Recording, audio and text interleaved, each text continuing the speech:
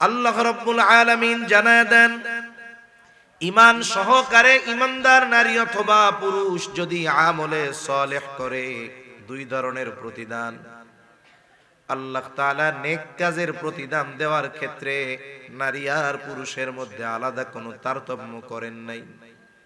এমনটা হবে না নারী যদি তাহাজ্জুদ পড়ে পুরুষের চাইতে সওয়াব কম হবে, এমন নয়। নারী যদি রোজা রাখে পুরুষের চাইতে সওয়াব কম হবে, এমন নয়। বরং ইবাদতের প্রতিদান দেওয়ার ক্ষেত্রে আল্লাহ তাআলা কোনো তারতম্য করেন নাই, কম বেশ ঘোষণা দেন নাই। আমাদের দেশে অনেক সময় দেখা যায় একই কাজ নারীও করে পুরুষও করে, কিন্তু প্রতিদান দেওয়ার ক্ষেত্রে নারীকে কম দেওয়া হয়, পুরুষকে বেশি দেওয়া হয়। যেমন আমাদের অঞ্চলগুলাতে, উত্তর অঞ্চলে অনেক জায়গায়, দক্ষিণ অঞ্চলেও আছে, ওই অঞ্চলের মানুষেরা একটু দরিদ্র। অনেক সময় দেখা যায় স্বামী যা উপার্জন করে তাতে পরিবার চলে না, নারীরাও কাজ করতে যায়। অনেকে গার্মেন্টসে কাজ করে, অনেকে ইটের ভাটায় খুব পরিশ্রমের কাজ করে। ইট ভাটায় টার্গেট থাকে যে দৈনিক এত ইট বানাইলে এত টাকা পাওয়া। দেখা যায় নারী পুরুষের চাইতে বেশি বানাইলো, টার্গেট পূর্ণ করলো, কিন্তু পারিশ্রমিক দেওয়ার সময় পুরুষের চাইতে নারীকে কম দেওয়া হয়। আবার এটা দেওয়ার সময় বলা হয় তুই মহিলা মানুষ, এত টাকা দিয়ে কি করবি।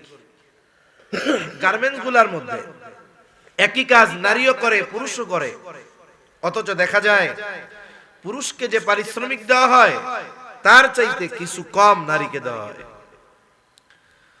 অথচ ইবাদতের প্রতিদান দেওয়ার ক্ষেত্রে আল্লাহ তাআলা কোনো তারতম্য রাখেন নাই, উভয়কেই দুই ধরনের প্রতিদান দেওয়ার ঘোষণা আল্লাহ রাব্বুল আলামিন দিয়েছেন। কেন?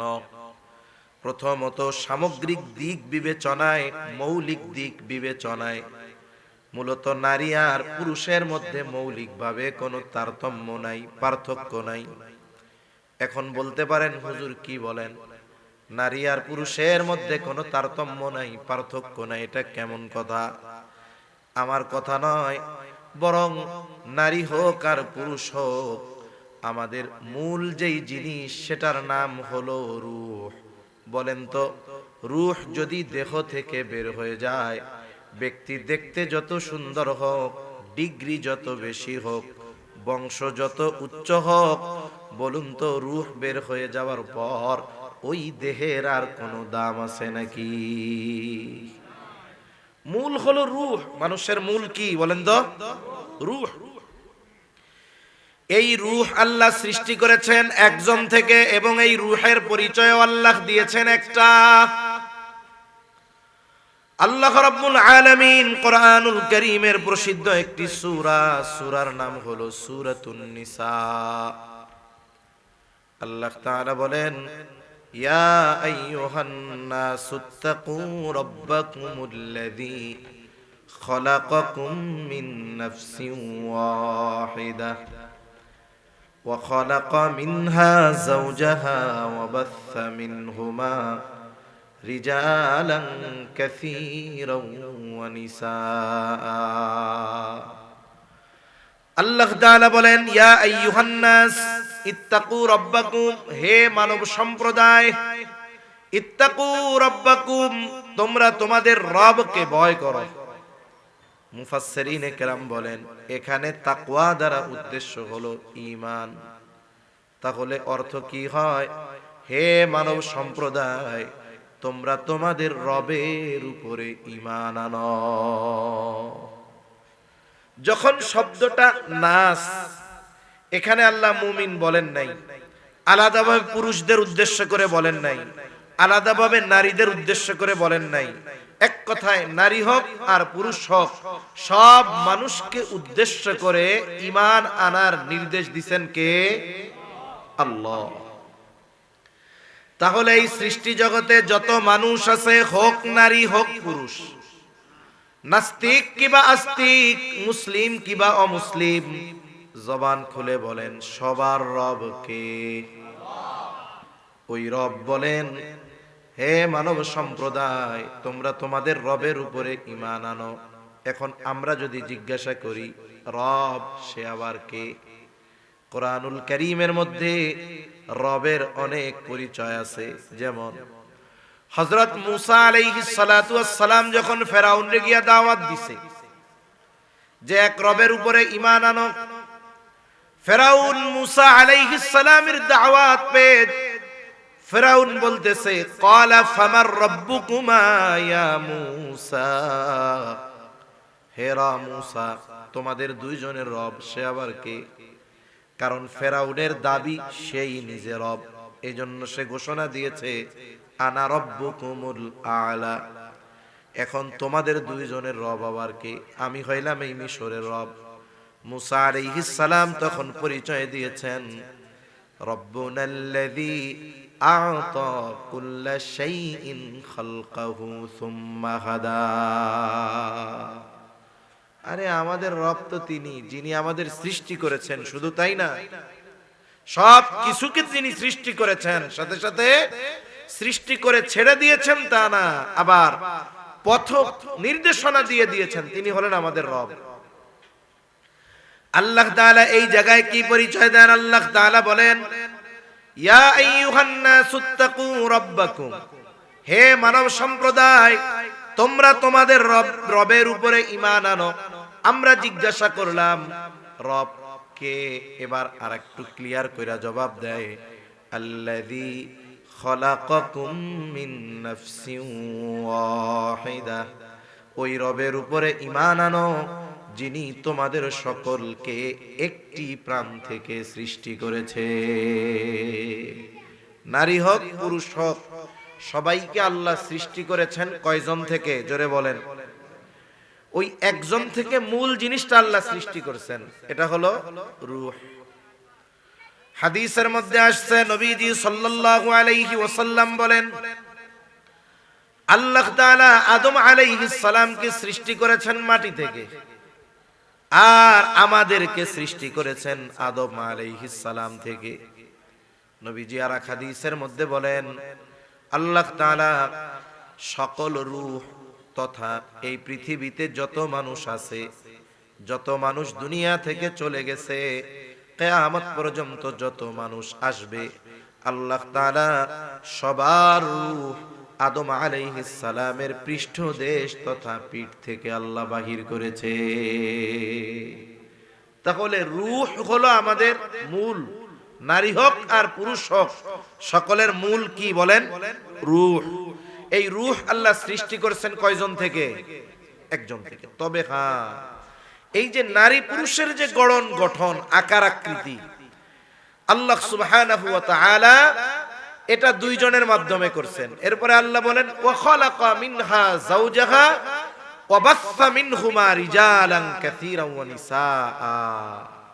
আল্লাহ তাআলা তার থেকে তার জোড়া সহধর্মিণীকে আল্লাহ সৃষ্টি করেছেন।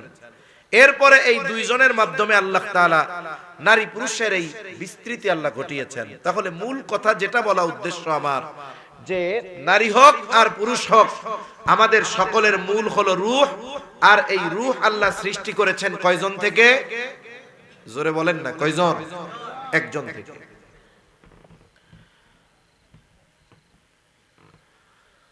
তাহলে রূহ সৃষ্টি হয়েছে একজন থেকে, আল্লাহ সৃষ্টি করেছেন একজন থেকে। এবার আসেন রূহের পরিচয়। নারী হোক কিবা পুরুষ, আল্লাহ তাআলা সকলের রূহের পরিচয় আলাদা আলাদা দেন নাই।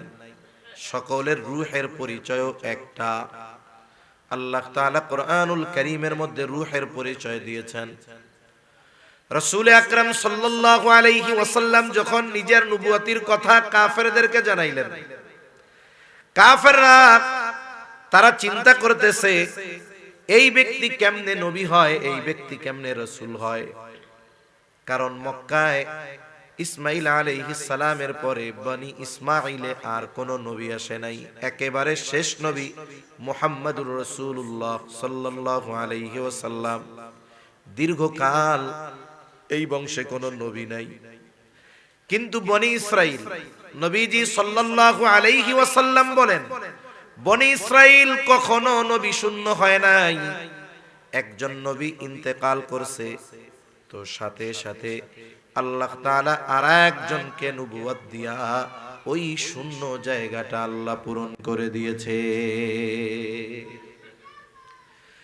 তাদের উপরে আসমানি কিতাব নাজিল হয়েছে। কোরআন ছাড়া বাকি তিনটা যে বড় কিতাব নাজিল হয়েছে বনি ইসরাইলের উপরে।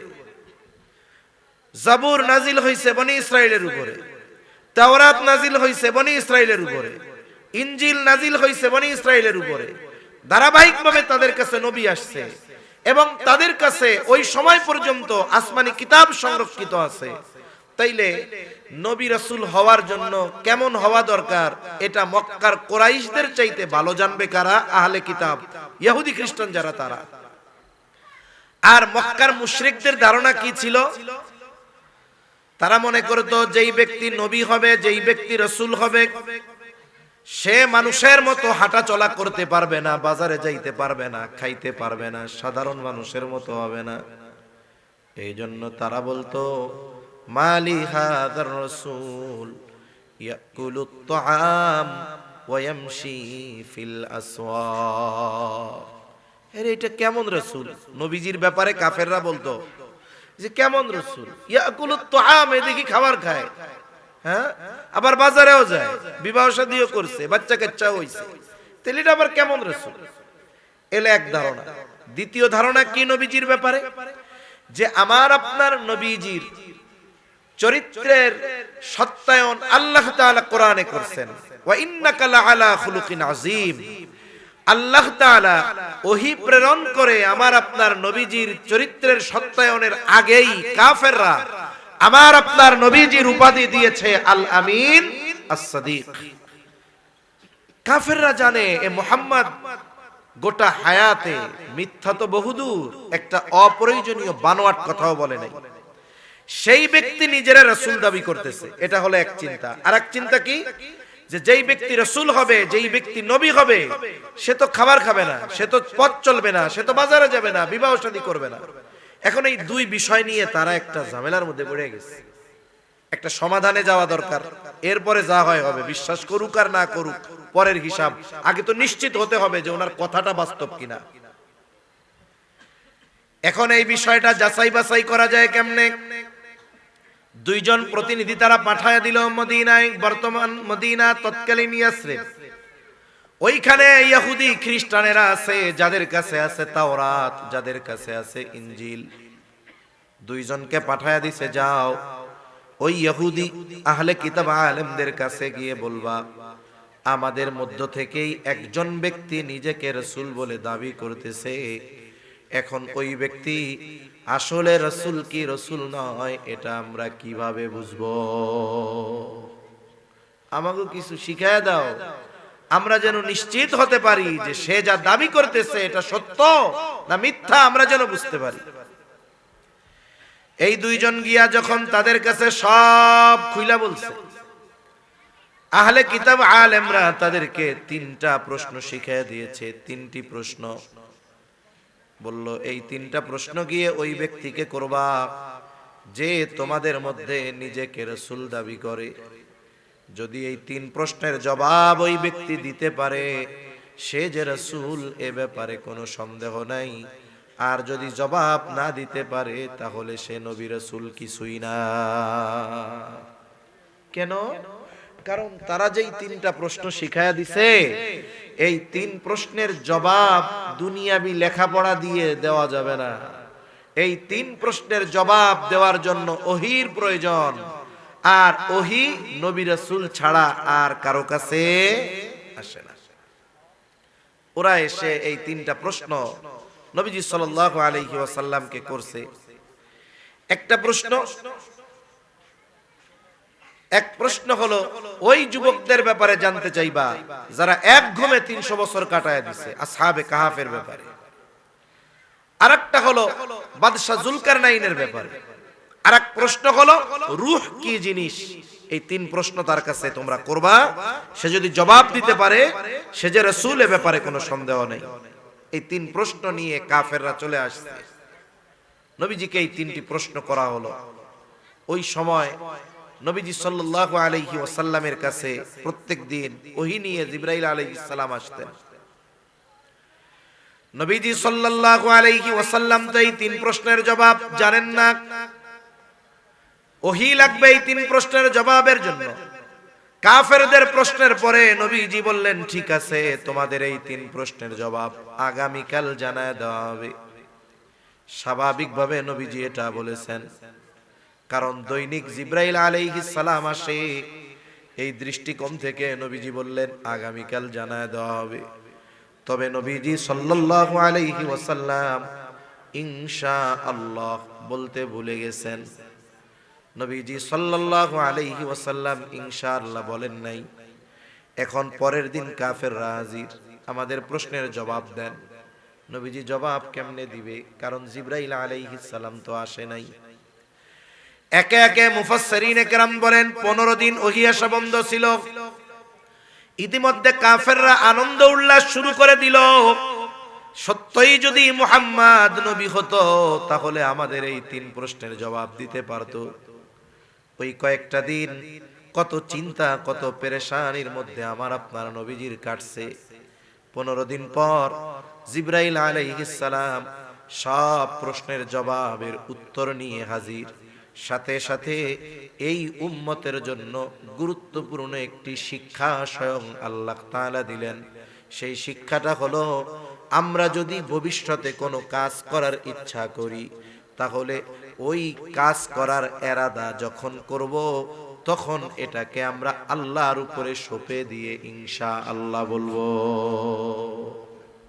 এই শিক্ষাটা উম্মতের জন্য, যদিও বলতেছে আল্লাহ নবীজিকে, কিন্তু শিক্ষা আমাদের জন্য।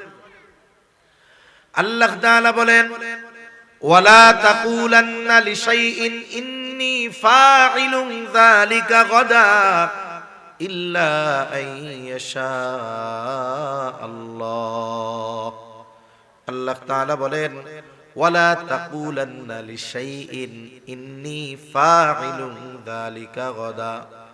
আপনি কোন বিষয়ের ব্যাপারে এমনটা বলবেন না যে এটা আমি আগামীকাল করব, বরং কি বলবেন, ইল্লা আইয়াশা আল্লাহ, বরং বলবেন ইনশাআল্লাহ, এটা আমি আগামীকাল করব। তাই মুসলমানদের একটা পরিভাষা এটা, যে সে যখনই ভবিষ্যতে কোনো কিছু করা বলা এই বিষয়ের কিছু ইচ্ছা করে, সাথে মুসলমান ইনশাআল্লাহ বলবে। ইনশাআল্লাহ আমি যাব, ইনশাআল্লাহ খাবো। এটা মুসলমানদের একটা পরিভাষা হওয়ার দরকার ছিল, এবং গুরুত্বপূর্ণ পরিভাষা। একে তো আমরা এটার ব্যবহার করি না, দ্বিতীয়ত অনেকে এই ইনশাআল্লাহ নার বদলে ব্যবহার করে। নার বদলে বুঝেননি, যে যেই জায়গায় না কইতে পারে না ওই জায়গায় ইনশাআল্লাহ কইয়া চালায়া দেয়।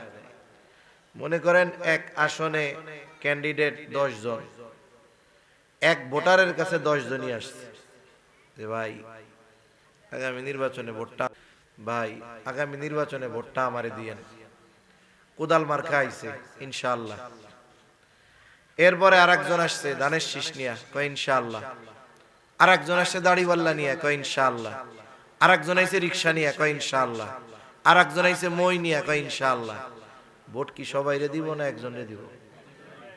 কে কারে ভোট দিবে তার দিলের মধ্যে আছে না, কিন্তু মুখ দিয়া কইছে কি? এখন এই ইনশাআল্লাহ কি আসলে কইছে না নার বদলে কইছে? আমাদের অভ্যাস এরকম অনেকের আছে যে সে করবে না, কিন্তু মুখের উপরে না বলি কেমনে, এই জন্য ইনশাআল্লাহ কইয়া চালায় যায়। অনেক সময় শব্দ ব্যবহারের কারণে এর ওজন আমরা নষ্ট করে ফেলি, অথচ ইনশাআল্লাহ এটা কত বড় গুরুত্বপূর্ণ শিক্ষা আমাদের জন্য, যে নবীজি এটা বলেন নাই, এতে কিন্তু গুনাহ হয় নাই। আবার নবীজির এটা মনে করার কোনো সুযোগ নাই। আমি আপনি এই যে রোজার মাস আসতেছে, রোজা রাখছে রোজাদার, দুপুর বেলা দেখে যায় রে সামনে তো মজার মজার খাওন, এখন ভুলে গেছে রোজা নাই, রোজা যে আছে ভুলে গেছে, পেট ভইরা খাইছে।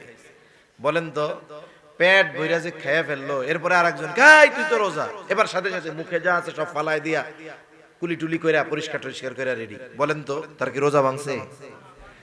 আমার আপনার মতো মানুষ ভুলে পেট ভইরা খেয়ে ফেললে রোজা ভাঙে না, নবীজি ইনশাআল্লাহ বলেন নাই। এটা আল্লাহর ইচ্ছা, হয়তো এই উম্মতকেই শিক্ষাটা দিতে চান, এজন্য আল্লাহ হয়তো নবীজির জেহেন থেকে সরায় দিয়েছেন। যেমন শবে কদরের হাদিসে কি আসছে, নির্দিষ্ট তারিখ আল্লাহ জানায় দিয়েছেন। দুই সাহাবীর মধ্যে দ্বন্দ্ব, নবীজি নিরসন করতে গেছেন আর ভুলে গেছে।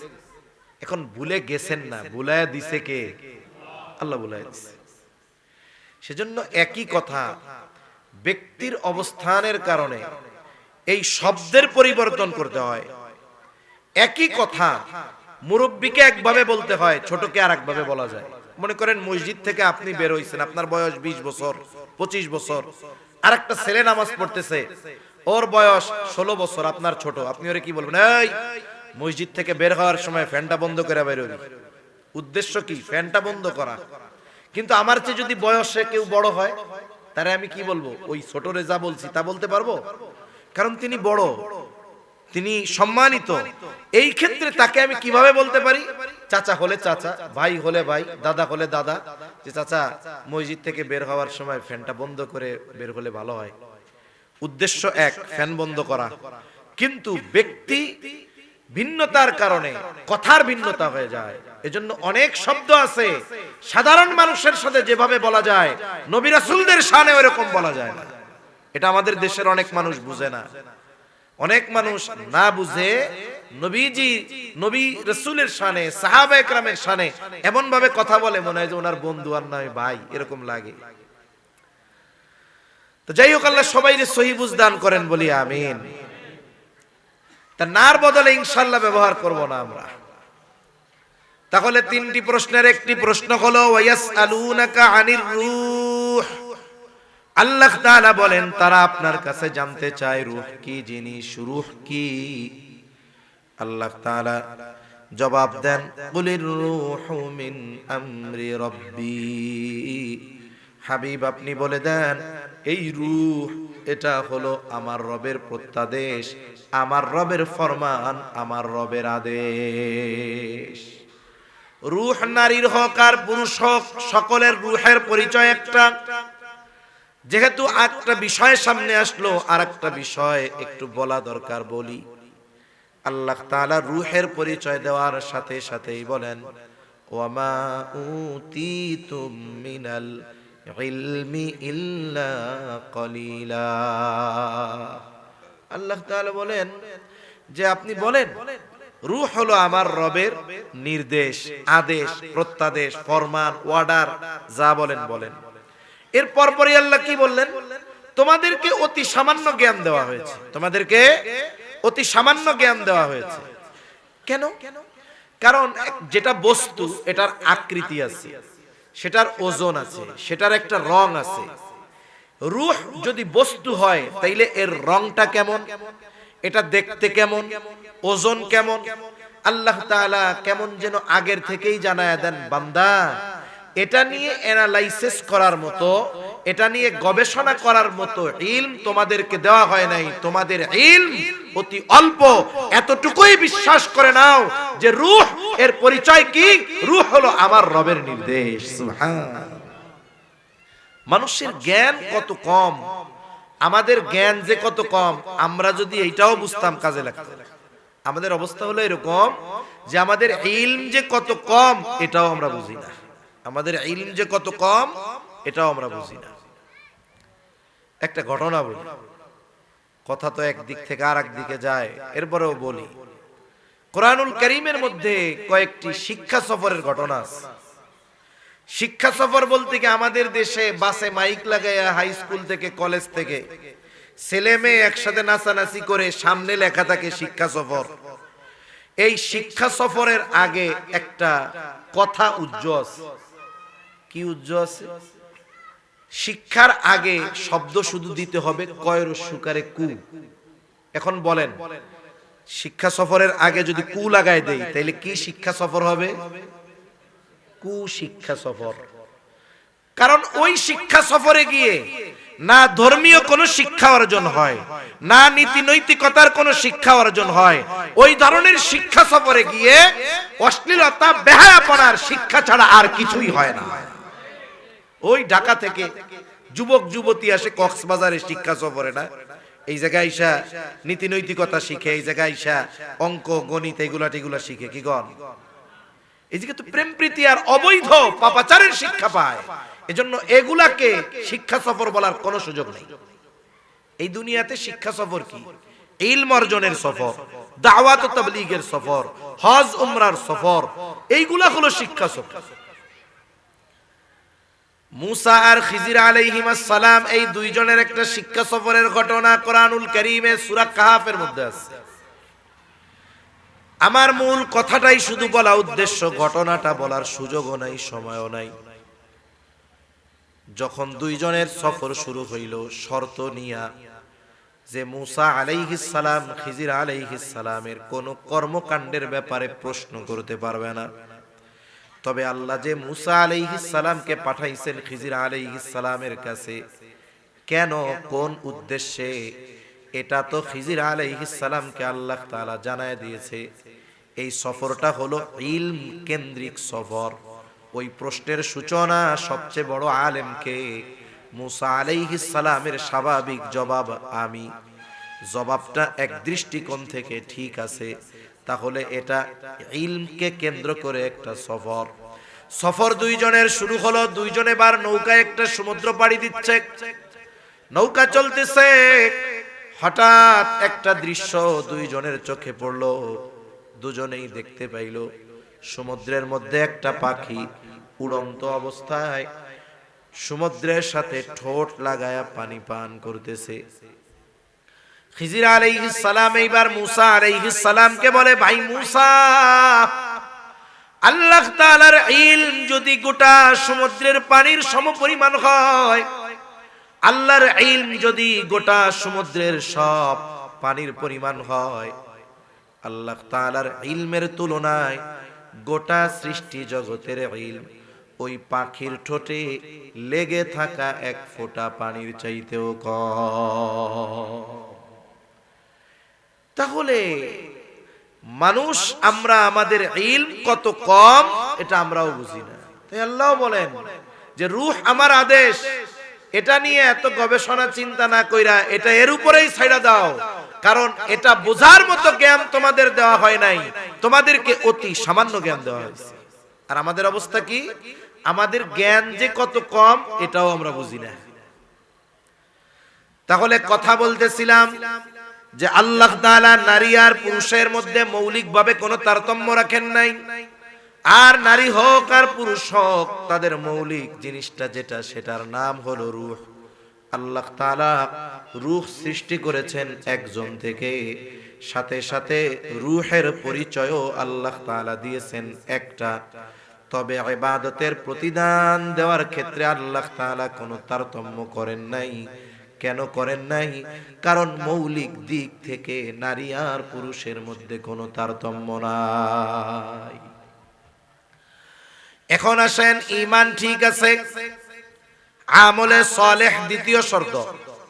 এখন এই আমলটা তো আমলে সালেহ হতে হবে।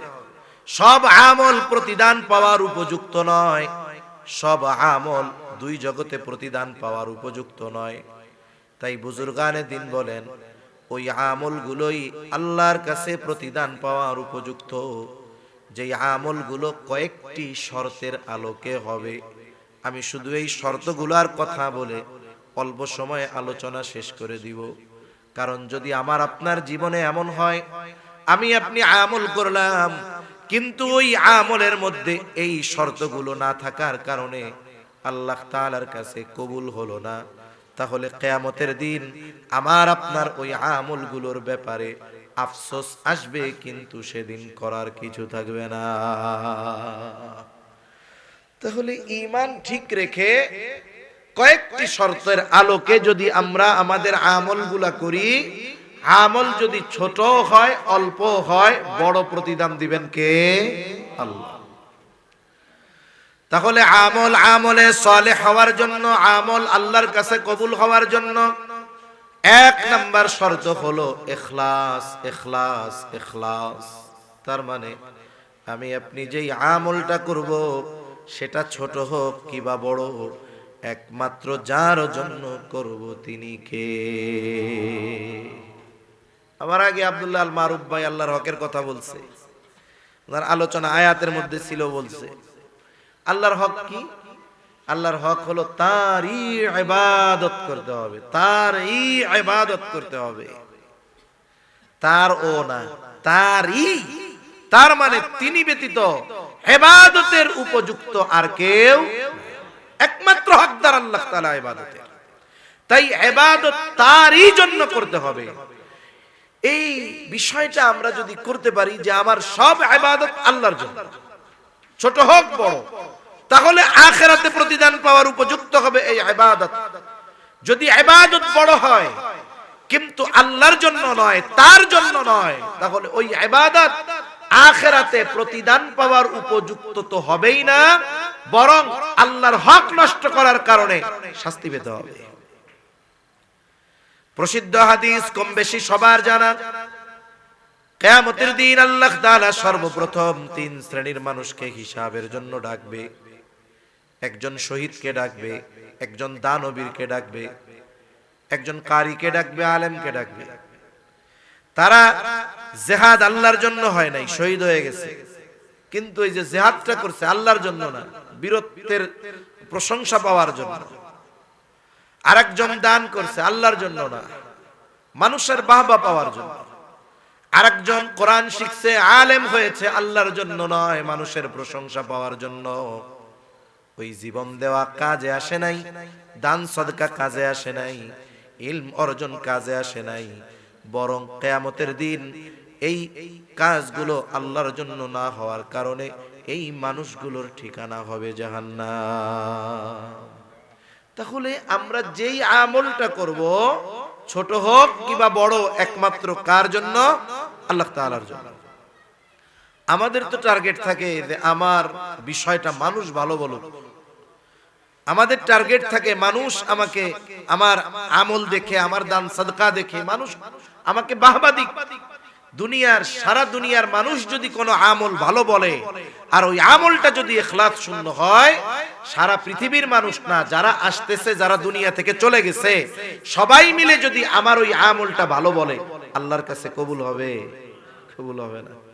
কিছু অঞ্চলে একটা প্রথা আছে, আপনাদের অঞ্চলে আছে কিনা জানি না। এখন একজন লোক মারা গেছে, এখন জানাজার আগে উপস্থিত মানুষদের কাছ থেকে সাক্ষ্য নেয়। যেই লোকটার জানাজা হবে, সারা জীবন মানুষের হক মাইরা গেছে, সারা জীবন সুদের উপরে, সুদি কারবারির সাথে জড়িত ছিল, মানুষের হক নষ্ট করছে, অন্যর জমি দখল দিছে। এখন মারা গেছে, জানাজার আগে নেতা মানুষ আর একজন জোর গলায় বলে, বলেন সবাই লোকটা কেমন ছিল? মানুষজন কয় ভালো। আবার জিগায়, বলেন সবাই লোকটা কেমন ছিল? কয় ভালো। তিনবার সাক্ষ্য নেয়। মনে করছে এই উপস্থিত শত শত হাজার হাজার মানুষ যদি কয় লোকটা ভালো ছিল, তাইলে তার সুদের গুনাহ, বান্দার হক মাফ মেরে খাইছে, এগুলার গুনাহ সব আল্লাহ মাফ করে দিব। ওই কয়টা না, সারা পৃথিবীর সব মানুষ যদি বলে লোকটা ভালো ছিল, সে কি ভালো হবে? তাহলে আমি আপনি যে ইবাদত করি, এটা যদি আল্লাহর জন্য না হয়, সারা পৃথিবীর সব মানুষ বললেও আল্লাহর কাছে ওটা ভালো বলে পরিগণিত হবে না, বরং ওই আমল আমাকে আপনাকে প্রতিদান পাওয়া তো বহুদূর, বরং ওই আমলটা আমার জাহান্নামে যাওয়ার কারণ হয়ে যাবে। তাহলে আমরা আমাদের জীবনের সকল ইবাদত একমাত্র যার জন্য করব, তিনি কে? 2 নাম্বার, ইবাদত কবুলের অন্যতম শর্ত হলো সুন্নাত। সুন্নাত বিহীন কোনো ইবাদত কবুল হয় না, বরং সুন্নাত তো এমন এক পরশ পাথর, দুনিয়ার কাজের সাথে যদি সুন্নাত লাগায় দেওয়া হয়, ওই সাধারণ কাজটা ইবাদত হয়ে যায়। রাসূল আকরাম সাল্লাল্লাহু আলাইহি ওয়াসাল্লাম দুনিয়ার কাজের পদ্ধতি যেগুলো শিখায়া দিয়েছেন, ওইগুলাতে যদি নবীর তরিকায় আমরা করি, ওইগুলা ইবাদত হয়। যেমন সাধারণভাবে আমরা রাস্তায় চলি, চলাচল করি, হাঁটাহাঁটি করি, হেঁটে বাজারে যাই, হাঁটার কিছু সুন্নাত আছে। এখন একজন ব্যক্তি এখান থেকে হেঁটে মনে করেন ওই রাস্তায় যাবে, দোকানে যাবে, সে নিয়ত করলো আমি তো হাঁটবো, তবে আমার এই হাঁটাটা হাঁটবো সুন্নাত তরিকায়। বলেন তো, কেউ যদি সুন্নাত তরিকায় হাঁটতে চায়, রাস্তার কোন পাশে চলতে হবে? কারণ রাস্তার ডানে চলা সুন্নাত, এমনি সময় কিন্তু চলি, কিন্তু খালি নিয়ত করব যে সুন্নাত তরিকায় পথ চলবো। এবার হাঁটা শুরু করছি ডান পাশ দিয়া। এবার রাস্তার ডান পাশে চলতেছি, বলেন তো হাঁটার সময় কোন দিকে তাকায়া হাঁটা সুন্নাত? নিচের দিকে, সামনে নিচে। এখন যদি ডাইনে তাকায় নিচে তাকাই তাহলে তো বিপদ। সামনে নিচে তাকায়া হাঁটা সুন্নাত। হাঁটার সময় রাস্তায় যদি কোনো কষ্টদায়ক বস্তু থাকে ফেলে দেওয়া সুন্নাত। শুধু সুন্নাত নয়, রাস্তা থেকে কষ্টদায়ক বস্তু সরায়া দেওয়া ঈমানের শাখা। রাসূল আকরাম সাল্লাল্লাহু আলাইহি ওয়াসাল্লাম বলেন, ঈমানের 70-এর উপরে শাখা আছে, আর এক বর্ণনায় 77টা শাখা আছে। এর মধ্যে সর্বোত্তম শাখা কি? ফাআফযালুহা কাউলু লা ইলাহা ইল্লাল্লাহ। ঈমানের সর্বোত্তম শাখা হলো লা ইলাহা ইল্লাল্লাহ বলা, আর সর্বনিম্ন শাখা হলো রাস্তা থেকে কষ্টদায়ক বস্তু সরায়া দেওয়া। চলার সময় আমি দেখলাম একটা কলার শুকলা বয়ে আছে, এটা কষ্টদায়ক বস্তু না? যে বেটার পা দৌড়ানোর সময় কলার শুকলার উপরে পড়বে ও বুঝবে যে কি কষ্ট। এখন আমি ওইটারে আস্তে করে সরাই দিলাম, আরে আমার কোনো ভাই যদি পড়া যায় কষ্ট হবে। ঈমানের পরিচয়। তাইলে যেই লোক কলা খাইয়া শুকলাটা রাস্তায় ফেলাইলো সে কিসের পরিচয় দিল এটা কোন? হ্যাঁ, এজন্য অনেক সময় আমরা মানুষকে নিজেদের অজান্তে কষ্ট দেই। কষ্ট দেই যে এটা আমরা মনেও করি না। এই কাজগুলো ঠিক না। তাই চলার পথে যদি কোনো কষ্টদায়ক বস্তু সামনে পড়ে এটা ফেলায় দেওয়া। রাস্তা যখন চলতেছি যদি রাস্তাটা সমান হয় কয়েকবার লা ইলাহা ইল্লাল্লাহ বলা, কমপক্ষে কয়েকবার বলা। রাস্তা যখন একটু উঁচু হবে অথবা কোনো সিঁড়ি দিয়ে উঠবো, এক সিঁড়ি হোক আর দুই সিঁড়ি হোক, উপরে উঠতে আল্লাহু আকবার বলা। আমি নিচে নামবো, এক সিঁড়ি হোক, এক হাত হোক, আর লিফটে হোক, আর যেভাবেই হোক সুবহানাল্লাহ বলা। বলে এইভাবে যদি আমি আমার রাস্তা চলি, বাড়ি থেকে বাজারে গেলাম, এই রাস্তায় চলাচলটা সুন্নাত তরিকায় হওয়ার কারণে এটা আমার আমলনামায় ইবাদত বলে যোগ হয়ে যাবে। অথচ সাধারণভাবে এই আমল আমরা করি, হাঁটি আর কি, কিন্তু নিয়ত আর সিস্টেম অবলম্বন করলাম, ইবাদত হয়ে গেল। লাইট নিভাইয়া ঘুমাই, এটাও ইবাদত। নবীজি সাল্লাল্লাহু আলাইহি ওয়াসাল্লাম বলেছেন রাতে ঘুমানোর সময় বাতি নিভাইয়া ঘুমাইবা। এখন তো কারেন্টের লাইট, ওই সময় তো আর কারেন্টের লাইট ছিল না। ওই সময় আরবরা জ্বালাইতো জাইতুন দিয়া বাতি জ্বালাইতো তারা। বাতি যদি জ্বালায়া ঘুমায় কমপক্ষে দুইটা সমস্যা। এক নম্বর সমস্যা এটা হলো অপচয়।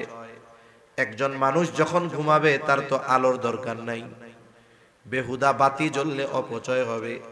আর আল্লাহ বলেন ইন্নাল মুবাযযিরিনা কানু ইখওয়ানাশ শায়াতিন, অপচয়কারী শয়তানের ভাই। দ্বিতীয় বিষয় কি, একটা সময় আমাদের অঞ্চলে ছোটবেলায় অনেক ঘটনা এরকম ঘটছে। তেল দিয়া বাতি জ্বালাইতো আগে, বাড়ির মালিক ওই বাতি বন্ধ না করে ঘুমায় গেছে।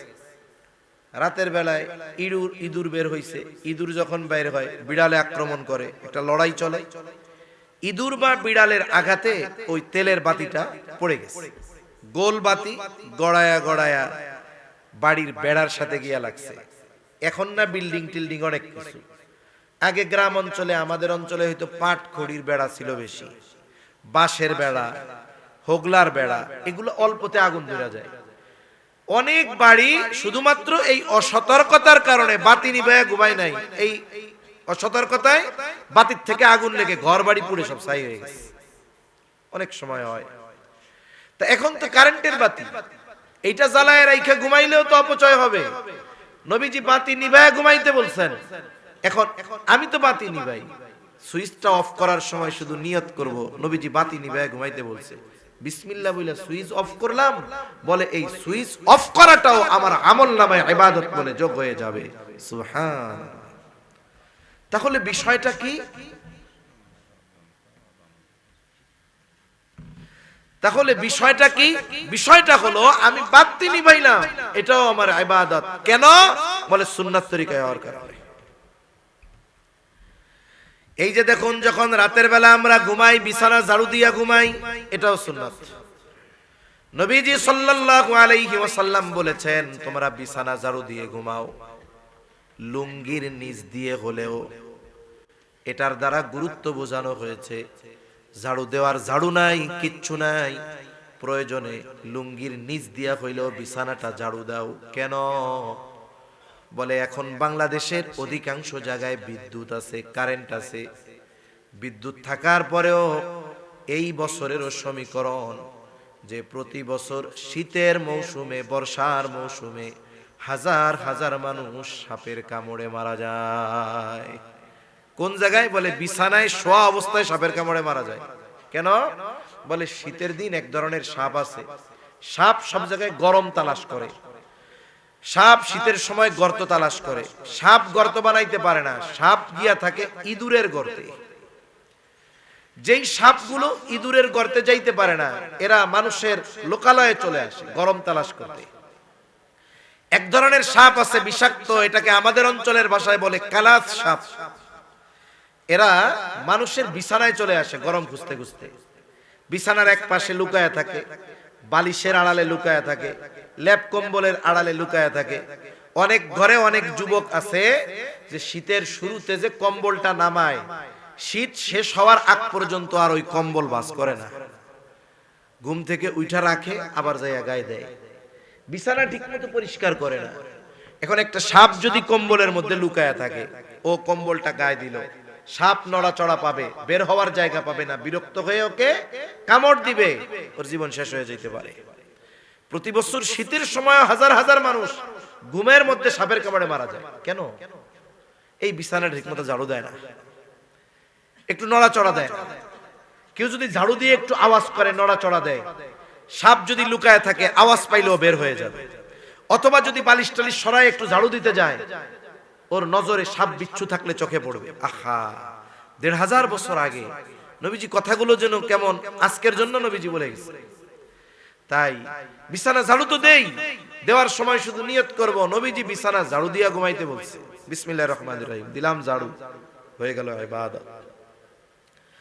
তাহলে ইবাদত কবুলের দ্বিতীয় শর্ত হলো সুন্নাত। ইবাদতের পদ্ধতি নবীজি শিখায় দিয়েছেন। ইবাদতের পদ্ধতি কিন্তু আল্লাহ তাআলা শেখার নাই, আমাদের পদ্ধতি শিখায়েছেন নবী, আমাদেরকে নবী শিখায়েছেন। কিন্তু নামাজ যেমন, নামাজের আদেশ তো আল্লাহ দিলেন, কিন্তু নামাজের পদ্ধতি কোরআনে আল্লাহ বলে দেন নাই, বরং নামাজের পদ্ধতি প্র্যাকটিক্যাল ভাবে আমাদেরকে মুহাম্মাদুর রাসূলুল্লাহ সাল্লাল্লাহু আলাইহি ওয়াসাল্লাম শিখায়া দিয়েছে। তাহলে ইবাদত কবুলের দ্বিতীয় শর্ত হলো সুন্নাত। তৃতীয় শর্ত ইলম। ইলমবিহীন ইবাদত কবুল না হওয়ার সম্ভাবনা বেশি। কেন? বলে আবেদ যখন ইবাদত করে, ইলম যদি না থাকে, এই ইলম না থাকার কারণে অনেক ইবাদত কবুল হয় না। অনেক সময় তার ইবাদত যে হচ্ছে না, সে এটা টেরও পায় না। তাই শরীয়তের হুকুম আহকাম মেনে চলার জন্য যতটুকু ইলম দরকার এতটুকু শেখা সবার জন্য ফরজ।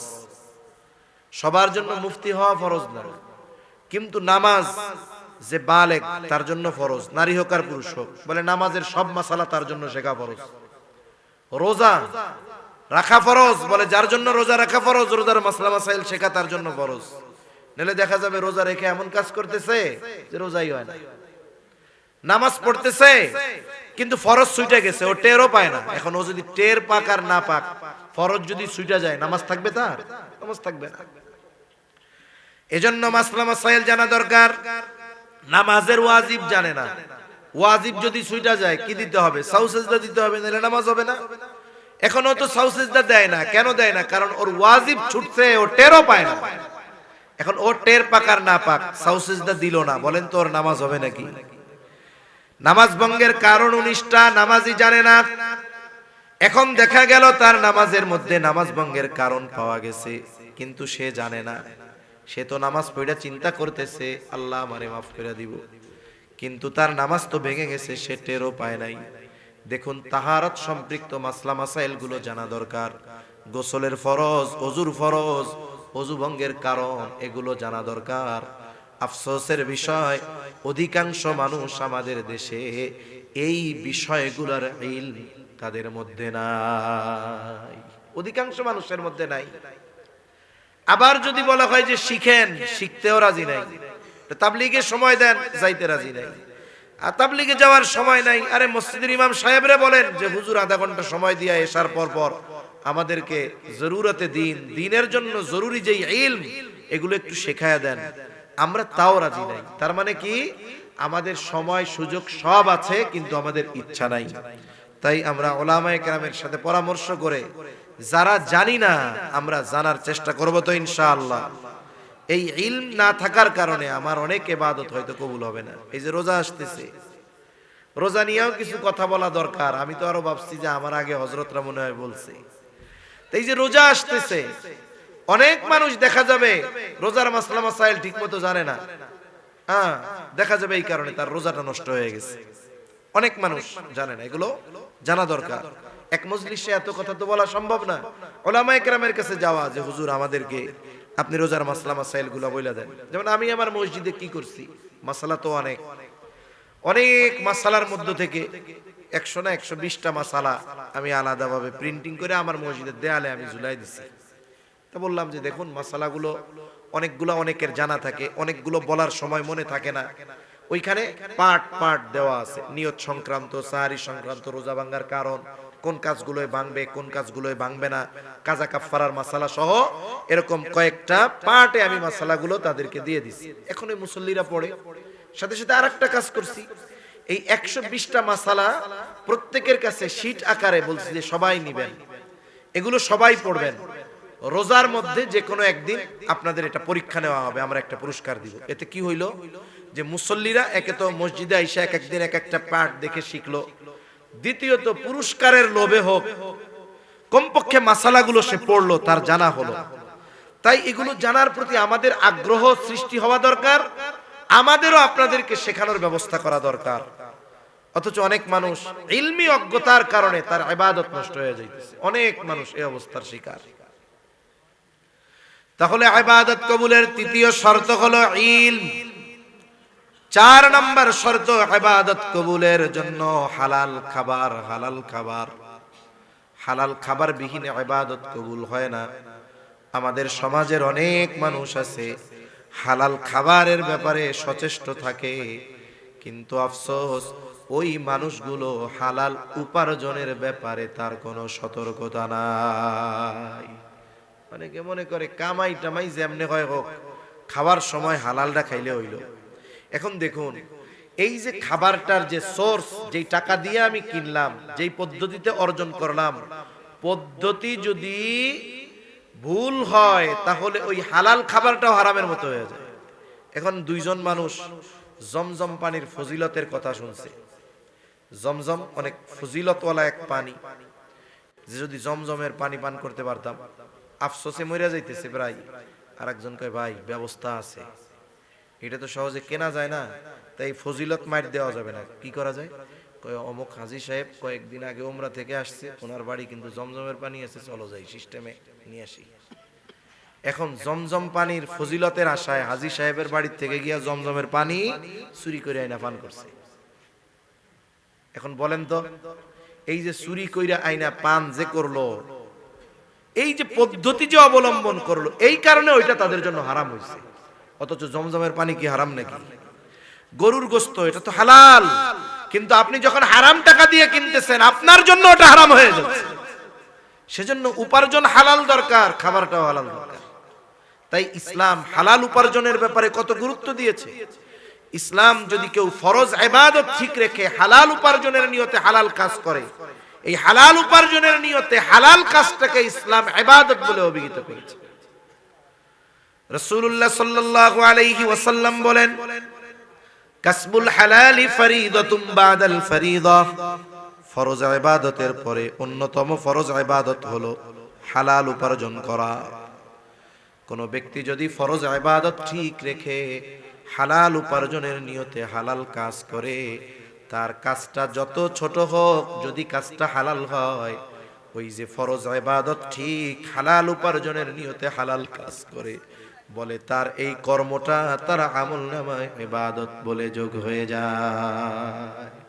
আমাদের সমাজে অনেক মানুষ আছে, কোন ব্যক্তি যদি তার পেশাটা ছোট হয়, কোন হালাল পেশা ছোট না, তবে সামাজিক দৃষ্টিকোণ থেকে কিছু ছোট পেশা আছে না। কোন মানুষ যদি অন্য কোন মানুষের হালাল পেশাকে তুচ্ছতাচ্ছিল্য করে, এটা খুব খারাপ এবং গর্হিত একটি কাজ। অনেক বড় বড় বুজুর্গ, যেমন আমাদের অঞ্চলে আছে, জেলে মাছ ধরে, মাছ ধরে বিক্রয় করে। আমাদের অঞ্চলে কোন মানুষ যদি জেলে মাছ ধরে বিক্রি করে, এর ছোট মনে করে কেন? অনেক বড় বড় বুজুর্গ মাছ মেরে জীবিকা নির্বাহ করতেন। জুন্নুন মিস্ত্রি রহমাতুল্লাহি আলাইহি, জগৎ বিখ্যাত একজন বুজুর্গ, হ্যাঁ, তিনি মাছ মেরে জীবিকা নির্বাহ করতেন। বাংলাদেশের সব মাদ্রাসাগুলো একটা কিতাব পড়ানো হয়, কুদুরি পড়ানো হয় না? পড়ানো হয়। আলিয়া বলেন, ওহাবি কন, সুন্নি কন, যা কন কন, আলিয়া কন, কওমি কন, যাই বলেন, সব জায়গায় এই কিতাবটা পড়ায়। যিনি লিখছেন আবুল হাসান কুদুরি, উনি কি করতেন? মাড়ির হাড়ি বেলা বানাইতেন। এজন্য পেশা যদি হালাল হয়, ওই পেশাকে তুচ্ছতাচ্ছিল্য করা যাবে না।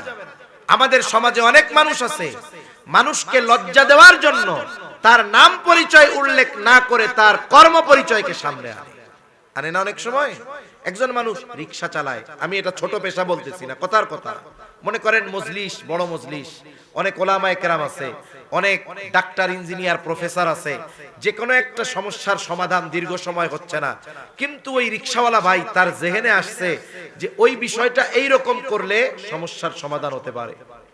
এখানে তো অনেক উচ্চ শিক্ষিত মানুষ, তাদের মাথা গরম, সমাধান হইতেছে না। এখন আমার ওই ভাই দাঁড়াইছে যে ভাই আমার একটা কথা আছে, যদি আপনারা একটু শুনতেন তাইলে মনে হয় সমাধান হইতো। এখন ওই লোকের পেশা কথার কথা রিকশা চালানো। এখানে তো ডাক্তার, ইঞ্জিনিয়ার, প্রফেসর আছে, তখন কি করে? ওই বেড়া রিকশাওয়ালা, কথা নো কইস বেড়া, এই জায়গায় কত বড় বড় মাথাওয়ালারা রইছে, এরা সমাধান দিতে পারে না, তুই বেড়া রিকশা চালান না, বাড়ি রিকশাওয়ালা, তুই বেড়া সমাধান দিবি, বল বেড়া, এরকম বলে কি বলে না? আচ্ছা, ওই লোকটার একটা নাম আছে না, ওই লোকটার একটা পরিচয় আছে না? আপনি কেন তার কর্মটাকে সামনে আনলেন? আপনার উদ্দেশ্য তার পেশাকে সামনে এনে তাকে লজ্জা দেওয়া। খবরদার, এরকম কাজ কখনো আমরা করব। একজন মাটি কাটে, একজন কামলা দেয়, দিন মজুর, আল্লাহর কসম, একজন হারাম উপার্জনকারী সমাজের মানুষের চোখে সম্মানিত হারাম উপার্জনকারীর চাইতে একজন সুইপার বলে পায়খানা পরিষ্কার কইরা যে ইনকাম করে, ওই ব্যক্তির ওই উপার্জন আর ওই ব্যক্তি আল্লাহর কাছে বেশি প্রিয় সুদখোর, ঘুষখোরের চাইতে। এজন্য হালাল উপার্জনের প্রতি গুরুত্ব দেওয়া, হালাল খাবারের প্রতি গুরুত্ব দেওয়া। কারণ কোন ব্যক্তি যদি হারাম খায়, হারাম উপার্জন করে, তাহলে তার কোনো আমল আল্লাহর কাছে কবুল হয় না, তার দোয়া কবুল হয় না। নবীজি বলেন, লা ইয়াদখুলুল জান্নাতা জাসাদুন গুদিয়া বিল হারাম, হারাম বক্ষণকারীর শরীর জান্নাতে প্রবেশ করবে না। হারাম বক্ষণকারীর দোয়া কবুল হয় না, সাথে সাথে হারাম বক্ষণকারীর ইবাদত আল্লাহ কবুল করে না। তাহলে এই চারটা শর্ত ঠিক রেখে আমরা যদি ইবাদত করতে পারি, তাহলে পুরস্কার কয় ধরনের একটু জোরে বলেন তো? 2 ধরনের। এই যে রমজান মাস আসতেছে সামনে, আসলে তো রমজানের প্রস্তুতি নবীজি তো নিতেন রজব থেকে। আনাস রাদিয়াল্লাহু তাআলা আনহু বলেন, কানান নবী সাল্লাল্লাহু আলাইহি ওয়াসাল্লাম ইযা দাখালা রজব ক্বালা আল্লাহুম্মা বারিক লানা ফি রজব ওয়া শাবান ওয়া বাল্লিগনা রমাদান। নবীজি সাল্লাল্লাহু আলাইহি ওয়াসাল্লাম রজব মাস যখন আসতো বলতেন, আয় আল্লাহ, আপনি আমাকে রজব শাবানের বরকত দেন, আমাদেরকে আপনি রমজান পর্যন্ত পৌঁছায়া দেন। কোন কাজ ভালোভাবে যদি করতে হয়, তাহলে 2 ধরনের প্রস্তুতি লাগে। কয় ধরনের? ঘুম আসতেছে আপনাদের? চিটাঙে এত রাত ওয়াজ হয় না তো, আরো আগে শেষ হয়ে যায়, কিন্তু রাত হয়ে গেছে অনেক। একটা তাকবীর দেন শেষ সময়, নারায়ে তাকবীর, নারায়ে তাকবীর, মাশাআল্লাহ। 2 ধরনের প্রস্তুতি যদি মানুষ না নেয়, তার কাজ সুন্দর হয় না। একটা হলো মানসিক প্রস্তুতি, মেন্টালিটি প্রিপারেশন, আর একটা হলো শারীরিক প্রস্তুতি। মানে একটা কাজের জন্য নিজের মনকে তৈরি করা, একটা কাজের জন্য নিজের শরীরকে প্রস্তুত করা, এই দুইটা না হইলে কোনো কাজ সফল হয় না। তা নবীজি সাল্লাল্লাহু আলাইহি ওয়াসাল্লাম রজব মাসে দোয়ার মাধ্যমে মানসিকভাবে প্রস্তুতির শিক্ষা আমাদেরকে দিয়েছেন। আমরা দোয়া করব, বলি আল্লাহ আমাদেরকে রজব শাবানের বরকত দেন, রমজান পর্যন্ত পৌঁছায় দেন। তার মানে নিজের মন রে রমজান পাওয়ার জন্য আমি তৈরি করতেছি। এখন রজব মাস চলে গেল, রজব মাসে আমল আছে তো, কিন্তু ওই দিকের কথা আমি আর এখন বলবো না। শাবান চলে আসছে। শাবানে শুধু মানসিক প্রস্তুতি নয়, শাবান মাসটা মানসিক প্রস্তুতির সাথে সাথে নিজেকে শারীরিকভাবে রোজার জন্য তৈরি করা। এজন্য নবীজি কি করতেন? রজব মাসে দোয়া শুরু, শাবান মাসে নবীজি সবচেয়ে বেশি রোজা রাখতেন। আয়েশা সিদ্দিকা রাদিয়াল্লাহু তাআলা আনহা বলেন, আমি নবীজি সাল্লাল্লাহু আলাইহি ওয়াসাল্লামকে রমজান ব্যতীত অন্য কোন মাসে পরিপূর্ণ রোজা রাখতে দেখি নাই। তার মানে শুধুমাত্র একটি মাসেই নবীজি পরিপূর্ণ রোজা রাখতেন, সেই মাসটার নাম হলো রমজান মাস। এরপরে বলেন যে শাবান মাসের চাইতে বেশি রোজা অন্য মাসে রাখতে দেখি নাই। তার মানে রমজানের পরে নবীজি সবচাইতে বেশি রোজা রাখতেন কোন মাসে? শাবান মাসে। নবীজিকে এক সাহাবী জিজ্ঞাসা করলো, ইয়া রাসূলুল্লাহ সাল্লাল্লাহু আলাইহি ওয়াসাল্লাম, শাবান মাসে এত রোজা রাখেন কেন? নবীজি বললেন, শাবান হলো এমন একটি মাস যেটা রজব ও রমজানের মধ্যবর্তী মাস। মানুষ এই মাসের ব্যাপারে উদাসীন, অথচ এই মাসে বান্দার আমল আল্লাহর কাছে পেশ করা হয়, অথচ মানুষ উদাসীন। এখন নবীজি বলেন, আমি পছন্দ করি আমার আমল আল্লাহর কাছে পেশ করা হবে আর আমি থাকবো রোজাদার, এটা আমি পছন্দ করি, এজন্য রোজা রাখি। তার মানে নবীজি সাল্লাল্লাহু আলাইহি ওয়াসাল্লাম শাবান মাসে বেশি বেশি রোজা রাখা ওয়াজিব বা ফরজ করেন নাই, কিন্তু নবীজির কথা, নবীজির আমলের দ্বারা বোঝা যায় এই মাসে বেশি রোজা রাখার ব্যাপারে নবীজি উদ্বুদ্ধ করেছেন। কেন? যদি আমরা এই মাসটাতে একটু বেশি বেশি রোজা রাখতাম বা যারা রেখেছি তাদের সুবিধা কি হইতো? যখনই রোজার মাস আসতো রোজা রাখতে আর কষ্ট হইতো না। ইসলাম কত সুন্দর! ইসলাম মূল আমলটা যেন সুন্দর হয়, এই সুন্দর হওয়ার জন্য এর পাশে আবশ্যকীয় নয় কিন্তু আমলের ব্যাপারে উদ্বুদ্ধ করেছে। যেমন রোজা রমজান মাসে ফরজ, কিন্তু নবীজি সাল্লাল্লাহু আলাইহি ওয়াসাল্লাম প্রত্যেক সপ্তাহে প্রত্যেক মাসে গুরুত্বপূর্ণ কিছু দিনে রোজা রাখার ব্যাপারে উদ্বুদ্ধ করেছেন।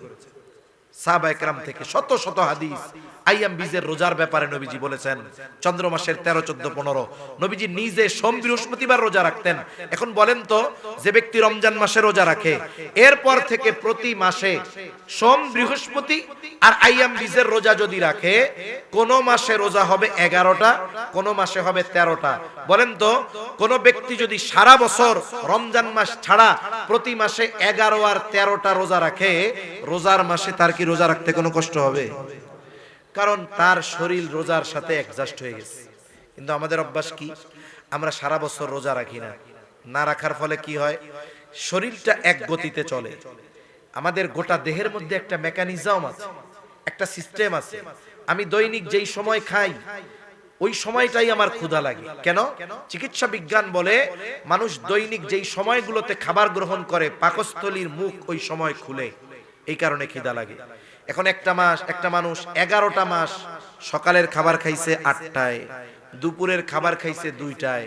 হঠাৎ করে রমজানের প্রথম দিক থেকে কি করলো? সকালের খাবারটা তো মোটামুটি সাহারির সময় খাইছে, এটার একটা ঘাটতি পূরণ হইলো, সকালে আর খিদা লাগে না। কিন্তু ঠিকই দুপুর 2টার সময় সুন্দর মতো পাকস্থলী মুখ হা করে বইয়া থাকে, এখন তো খিদা লাগে। যার ফলে বাংলাদেশের অধিকাংশ মসজিদের চরিত্র মানে চেহারা রোজার মাসে এক কি বলে, জোহরের নামাজের পরে মুসল্লি মসজিদের মধ্যে খালি গড়াগড়ি করে, এই পাশের থেকে ওই পাশে যায়, এই পাশের থেকে ওই পাশে যায়। কি হইছে আপনার? কইও না, আরে রোজায় ধরছে। রোজার কি হাত পা আছে নাকি? আসলে রোজার হাত পা নাই। কি হইছে? ওই যে 11 মাস দুপুরের সময় যে পাকস্থলী মুখ হা করতো, পাকস্থলী ওই ধারাবাহিকতায় এখনো মুখ হা করে। আমাদের অবস্থা কি হয়? ওই যে রোজার সাথে একটা সম্পর্ক গড়তে গড়তে রোজার 15 দিন শেষ, বাকি 15 দিন কিসে? মার্কেটিং করতে করতে রমজান মাস শেষ। আমাদের অবস্থা কি? নবীজি রমজানের শেষ দশকে ইবাদতের সবচাইতে বেশি গুরুত্ব দিয়েছেন, আর আমরা শেষ দশকে সবচাইতে বেশি মার্কেটে দৌড়ানোর গুরুত্ব দেই বেশি। অবস্থাটা পুরো ব্যতিক্রম। রমজান আসে চলে যায়, আসে চলে যায়, কিন্তু রমজান আগমনের যেই উদ্দেশ্য সেটা কতটুকু আমাদের অর্জিত হলো, অধিকাংশ মানুষ আমরা এটার হিসাব করি না। আমরা তো মনে করি যেই ব্যক্তি ভালো মার্কেটিং করলো, যেই ব্যবসায়ীর ভালো ব্যবসা হলো, ও কয় আলহামদুলিল্লাহ এবার রোজায় আমি সফল। আরে বেটা গাধা, এই বেটা কি রোজায় সফল হইছে? তোর কি রমজান মাস আনন্দের না? বলে আনন্দ তো তার যে রমজান মাসে একনিষ্ঠভাবে আল্লাহর ইবাদত করে আল্লাহর প্রিয় বান্দাদের তালিকায় নাম লেখাতে পারছে, গুনাহগুলো মাফ করাতে পারছে। আনন্দ হওয়ার দরকার ছিল তো তার জন্য। এখন আমি আপনি রোজার মাস কিভাবে কাটাই, কিভাবে কাটাবো, এই অল্প সময়ের মধ্যে এখনই আমাদের চিন্তা ভাবনা করা দরকার। রাসূল সাল্লাল্লাহু আলাইহি ওয়াসাল্লাম এই ব্যাপারে গুরুত্ব দিয়েছেন। রমজানের প্রস্তুতি সালাফগণ নিতেন।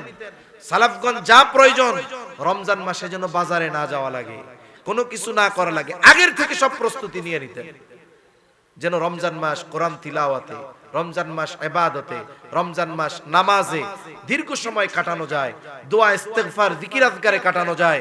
এজন্য দুনিয়াবি প্রস্তুতিগুলো সব আগে নিতেন। আর আমাদের দুনিয়াবি প্রস্তুতি মূলত শুরু হয় রমজানের একেবারে মূল শেষ দশকে। এটা যেন না হয়। এখনো যেহেতু 2-3 দিন সময় আছে, আমরা এখন থেকে প্রস্তুতি নিয়ে নিব যে বাজারগুলো দরকার করে নিব। আপনার পোশাক রোজার মাসে দিতে হয় আত্মীয় স্বজন, যতই মানুষ ওয়াজ করুক না কেন, কালচার একটা জিনিস, বুঝছেন? কালচার বুঝেন? কালচার